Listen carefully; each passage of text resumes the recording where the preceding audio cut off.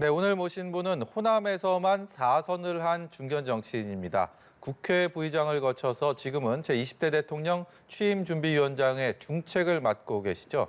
새 정부 초대 국무총리 후보로도 이름이 오르내리고 있는 박주선 위원장을 뉴스 1번지 1번지 현장에서 만나보도록 하겠습니다. 어서 오세요. 안녕하세요.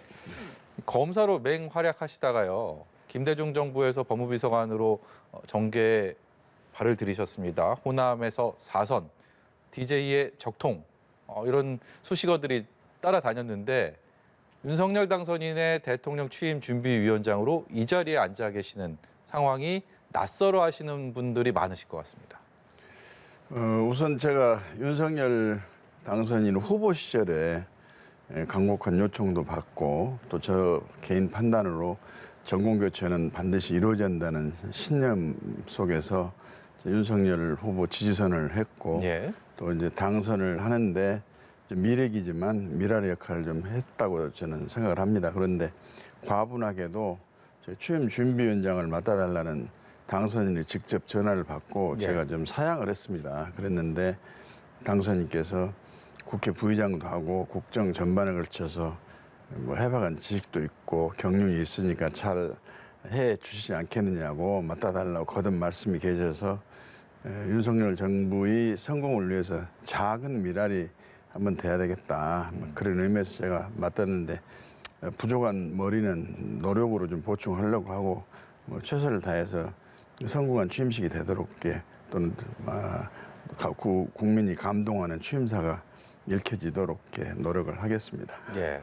박주선 위원장이 호남 출신이시고 정치적인 기반이 그곳에 있다 보니까 주변 분들도 이런 결정을 하는 데 있어서 여러 얘기들을 많이 하셨을 것 같습니다. 되게 이제 오피니언 리더나 그다음에 조금 식자층에서는 정권 교체의 필요성에 공감을 하고 선택을 잘했다 이렇게 말씀하시고 또 이제 호남이 맹목적 특정 정당에 대한 지지 관성이 있지 않습니까? 이제 예. 그런 분들은 뭐 저에게 좀 입에 담기 어려운 비난도 하시고 그랬는데 저 입장에서는 그 비난은 작은 것이고 만일 정권이 교체되지 못해서 나라가 네. 위기 상황에서 탈출을 못하면 그건 더 큰 문제다 하는 생각이어서 국민의 도리를 좀 했고 또 호남 출신으로서 호남의 앞으로 발전을 위해서도 제가 뭐 소통 창구 역할은 좀 하는 것이 맞지 않느냐. 그래서 제가 선거운동 기간에 호남인들을 설득하면서 저는 호남을 수익자로 하는 보험에 가입하고 활동하고 있는 그런 격이다. 이해를 해달라 하고 제가 설득을 하면서 윤 후보 지지를 간곡히 호소를 하기도 했습니다. 호남 주민들을 위한 보험 설계 업을 하고 계시는 거네요. 예. 예. 이 대선 과정에서 윤석열 당선인도 그렇고요. 국민의힘도 그렇고 호남에 대한 공을 정말 많이 들였습니다. 그것이 득표율에 있어서의 소기의 성과로는 나타났습니다만 아직도 호남민들의 어떤 마음을 사기에는 좀 갈 길이 멀다란 지적이 많은데요. 박주선 위원장께서도 거기에 어느 정도의 또 역할 또 이렇게 힘을 보태 주셔야 될 상황인데 어떻게 전망을 하십니까? 이제 어차피 국민의 뜻에 따라서 정권이 새로 바뀌어지게 됐기 때문에 새로운 정권이 성공을 해야 나라가 번영이 되고 국민도 행복하게 되는 것이기 때문에 예.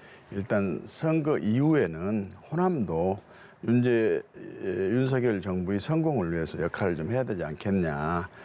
그리고 또 윤석열 정부가 호남에 대해서 홀대를 하거나 차별은 없을 것이다마는 만일에 그런 일이 있으면 저라도 나서서 소통 창구 역할을 하겠다. 그리고 저희 그 역할을 좀 자임을 하고 있습니다. 그래서 이제는 조그마한 변화의 긍정적인 싹을 봤기 때문에 호남도 역시 옛날보다는 달리 변화가 있을 것이라 기대를 하고 또 계속해서 설득도 드리고 하겠습니다. 지역 정치를 허물고 호남을 통합의 대상으로 보려는 당선인의 의지, 그간 뭐 공식적인 자리에서는 누누이 강조해 왔습니다만 박 위원장께서 가까이서 후보 시절부터 지금까지 보신 것은 그만큼 국민들이 믿어도 될 정도다 이렇게 확신을 하십니까?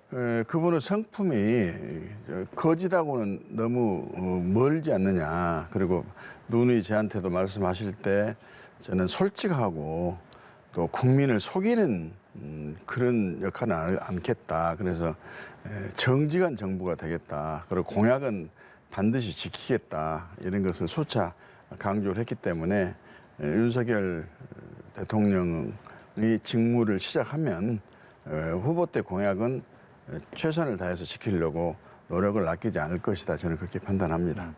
그래서인지 이 통합의 기치를 걸고 새 정부의 첫 국무총리 후보로 언론지상을 이름이 오르내리고 있습니다. 본인의 입장이 많이 궁금합니다.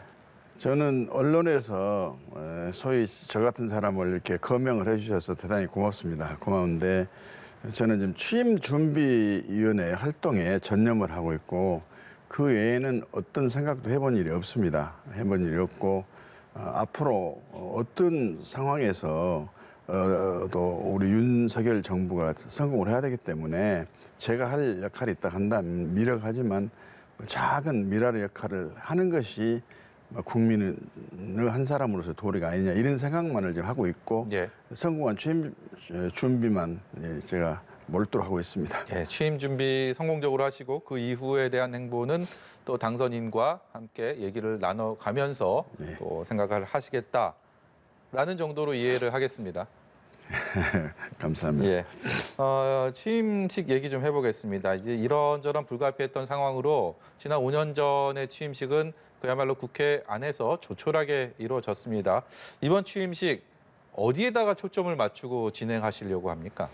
일단은 새로운 정부가 출범하기 때문에 국민의 축복과 축하 속에서 또 국민이 하나가 되는 화합의 장이 되도록 하는 취임시장을 만들어야 되겠고 또 하나는 취임사인데 윤석열 정부의 5년의 국정 철학과 같이 비전을 담는 거기 때문에 윤 당선인께서 후보 시절부터 공정과 상식, 정의와 법치, 통합과 화해의 대한민국을 만들겠다. 그러면서 부단히 경주해서 개혁을 하겠다라고 했기 때문에 앞으로 건강하고 튼튼한 대한민국 그리고 국민이 편하면서도 행복하고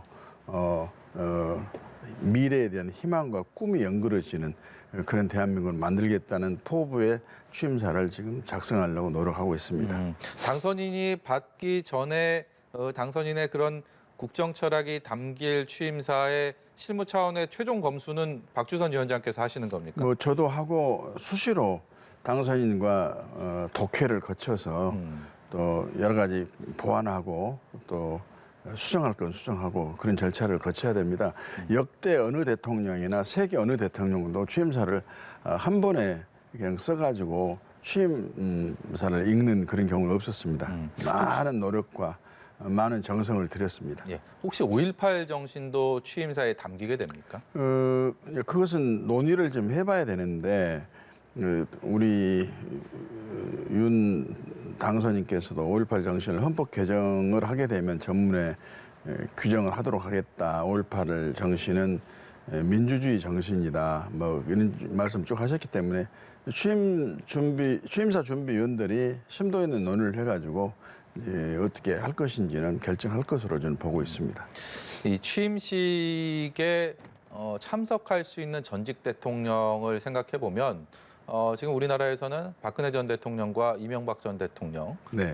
그중에서도 이명박 전 대통령은 아직 사면이라는 또 문제를 해결해야 되기 때문에 이 두 전직 대통령이 과연 취임식에 참석해서 박수를 보내줄 수 있을 것인가가 또 국민들의 관심사 중에 하나입니다. 미국의 이 취임식을 보면 역대 대통령들이 다 참석해서 하나의 큰 축제를 국민들에게 선사를 했는데 우리도 과연 그런 모습을 보일 수 있는지 기대감을 좀 가져도 되겠습니까? 우선 박근혜 대통령께서는 지금 이제 대구 달성으로 이제 이사를 하시고 또 사면이 되신 분이고 그러니까 최대한의 예의를 갖춰서 초청의 절차를 밟으려고 하고 있습니다. 하고 있고 이명박 전 대통령께서는 지금 수감 중에 계시기 때문에 사면이 이루어지지 않으면 현실적으로 참석이 불가능한 그렇죠. 겁니다. 그래서 만일에 사면이 이루어지면 그분도 함께해서 떠나시는 문재인 대통령 전직 이명박 박근혜 대통령,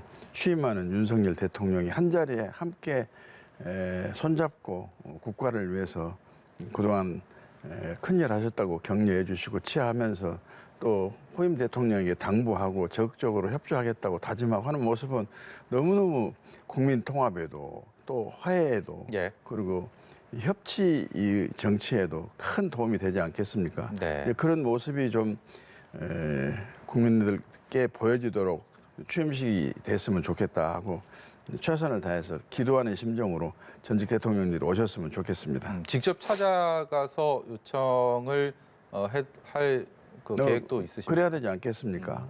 최선의 또 최후의 예의를 다해서 전직 국가 원수기 때문에 예. 초청 절차를 진행해야 한다고 생각합니다. 알겠습니다. 주제 좀 넘겨보겠습니다. 제가 이 방송 준비하다 보니까 이전에 또 알았던 것 이상의 박주선 위원장의 이 검찰과의 질긴 인연이 눈에 띄었습니다. 정치인으로서 4번 구속이 됐고 4번 무죄가 됐고 예. 남들 참 겪기 힘든 경험을 하셨습니다. 심지어 또 사법시험 수석으로 합격을 하셨고 검사 생활하시면서 서울지검 특수부장이랑 대검 중수부 수사기획관 정말 요직 중의 요직인데 그런 요직을 거쳤던 검사 출신 정치인이 또 검찰과 그런 악연들을 갖고 있었다. 그렇기 때문에 이 검찰을 보는 시선이 어떨지 정말 궁금합니다. 특히 윤석열 당선인이 검찰총장 출신이기 때문에 일부에서는 검찰공화국이 될 것이다라는 그런 우려의 시선도 있기 때문에 박주선 위원장은 이 상황에 대해서 어떻게 진단하시는지 저는 궁금한데요. 검찰에 한동안 몸 담아서 나라와 또 국민을 위해서 역할했던 자부심을 갖고 있습니다만 4번 구속당하고 4번 무죄를 받는 과정에서 검사 정신은 완전히 세탁이 됐고 예. 이제 검사의 이미지는 완전히 제 몸을 떠났습니다. 저는 이제 검사가 아니고 이제 정치인으로 변신해가지고 정치 활동을 해왔는데요. 제가 당한 것은 무슨 개인 검사들에게 비난하고 비판하고 싶은 생각은 추호도 없는데 검찰이 정치적으로 또 현 권력에 대해서 독립을 하지 못하고 중립을 하지 못하고 부당한 검찰권 행사를 강요하는 권력의 하수인 역할을 했다. 예. 그 결과가 저 같은 사람이 나왔다. 그래 저보고 무슨 불사조니 뭐 오뚜기니 이야기를 하고 또 한국기록원에서는 저에게 신기록 인증서도 수여를 하고 그랬는데 그런 일도 있었습니다. 예, 그런 것은 검찰이 좀 제대로 했더라면 이런 일 없었을 것이다. 그리고 제가 뭐 불사조, 오뚜기, 신기록 보유자 이런 이면에 제가 겪었던 그 파란만장과 우여곡절은 아예 좀 생각하고 싶지가 않습니다. 그래서 다시는 이런 검찰이 대한민국에 존재하지 않는다는 소리를 듣도록 좀 정말로 개혁을 하고 정말로 변화가 있어야 된다. 그런데 그동안 문재인 정부에서 많이 검찰 개혁을 했지만 핵심은 많이 벗어났지 않았느냐. 저는 그렇게 생각하고 윤석열 정부에서도 검찰 개혁은 부단히 이루어져야 할 필요가 있다. 저는 그렇게 판단합니다. 하지만 윤석열 당선인이 검찰총장을 바로 최근까지 지냈기 때문에 윤 당선인을 따르는 검찰 후배들이 여전히 검찰에 많이 있고 그렇기 때문에 친검찰이 될 것이 아니냐라는 아주 그냥 주관적인 그런 판단들이 나오고 있어서요. 아닙니다. 대통령은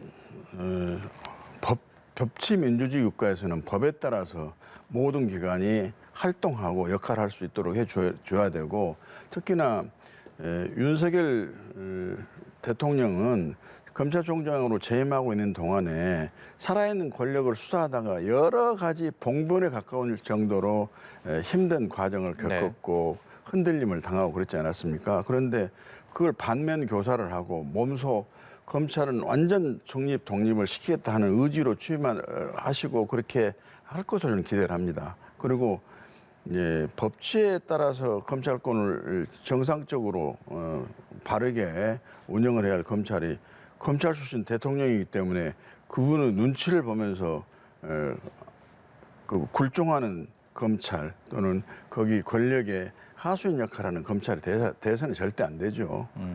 예.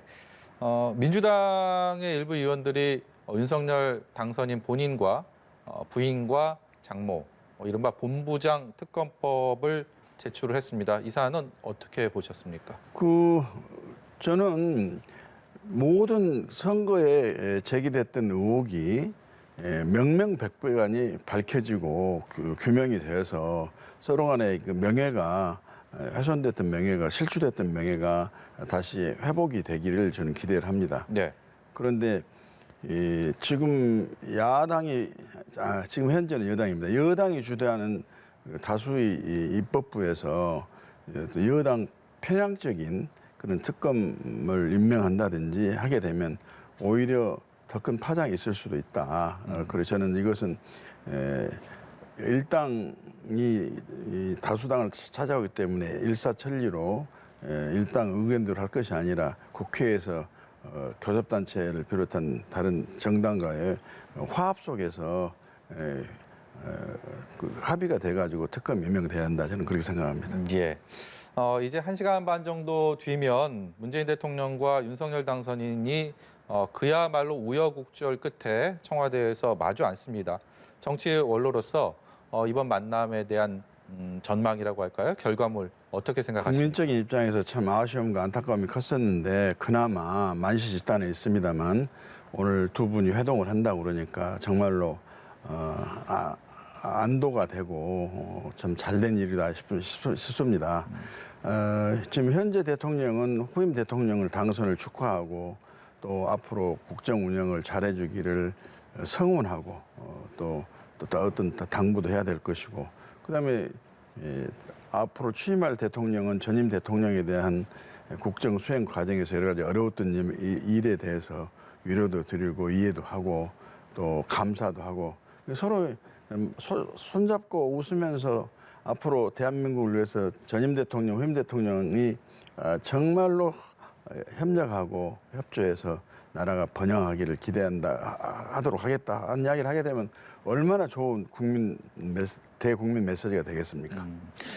지금까지 몇몇 현안을 두고서는 청와대와 당선인 간의 어떤 그 입장차가 현격했기 때문에 과연 오늘 그런 것들을 하나의 접점을 찾을 수 있을지 관심이 큰데 이를테면 뭐 대통령 집무실 이전 문제나 아니면 공공기관장 인사에 대한 부분들 더 이상의 갈등 없이 잘 봉합되고 어떤 접점을 찾을 수 있는 계기가 될까요?